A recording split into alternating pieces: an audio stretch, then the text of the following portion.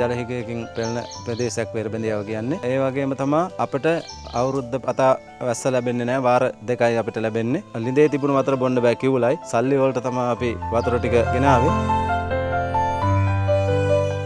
අපේ බීමට තියෙන ජලය බලලා වැව්ගම් පුබුදුව වැඩසටහන යටතේ අවශ්‍ය ජලය එක්රැස් කර ගැනීම සඳහා මූලික දැනුවත් කිරීමෙන් පසු අපිට ලීටර් 5000ක ජල ටැංකියක් ලබා දුන්නා. ඒ වගේම ඒක නඩත්තු කරන්න තාක්ෂණික උපදෙස් හැමදේම අපිට ලබා දීලා තියෙනවා.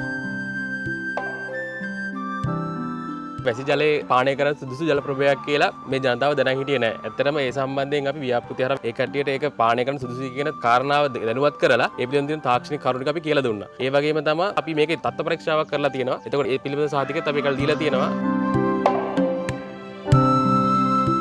ජලය කියන එක ඇත්තටම පානයට විතරක් නෙමෙයි ඇත්තටම කෘෂිකාර්මික කටයුතු වලට යොදා ගන්න හැටිත් අපි මේ ජනතාවට පැහැදිලි කරලා දුන්නා සහ ඒ පිළිබඳ තාක්ෂණික දැනුම ව්‍යාපෘති හරහා අපි ලබා දුන්නා. විශේෂයෙන් මේ පළාතේ ජලයේ කටනත්තේ වැඩි. පානය කරන්න සුදුසු මදි. එම ජලයේ කටනත්තේ අඩු වෙනවා වැසි ජලයත් එක්ක මුහු වුණාට පස්සේ. ඒ නිසා අර වැසි ජල ටැංකිය පිරුණාට පස්සේ ගන්න ජලය ලිං වලට හරවන්න අපි මේකට උපදෙස් ලබා දුන්නා.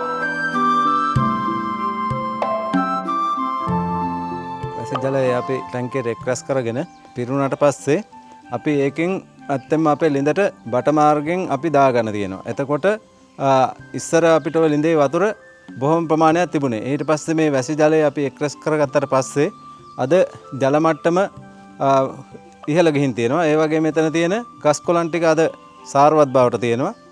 එතකොට අපිට බොන්න බැරි තරම් කිවුල තිබුණා. අද මේ වැසි ජලය එක්රැස් කිරීම නිසා අද ඒක ක්‍රමක්‍රමෙන් අද කිවුල ඉවත් වෙලා තියෙනවා. බීමට ගන්න තරම් අද සුදුසු තත්ත්වයට තමයි අද අවදින් තියෙන්නේ.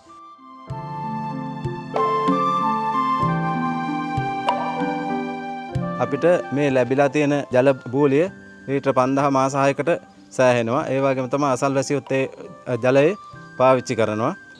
ඒ වගේම තමයි වෙනදා අපිට වතුර ගන්න යනවා මාසෙට රුපියල් 3000ක් විතර. අද මට ඒ රුපියල් 3000 ඉතුරු වෙලා තියෙනවා. ඒ වගේම තමයි මගේ කාලේ ශ්‍රමය ඔක්කොම අද ඉතුරු වෙලා තියෙනවා.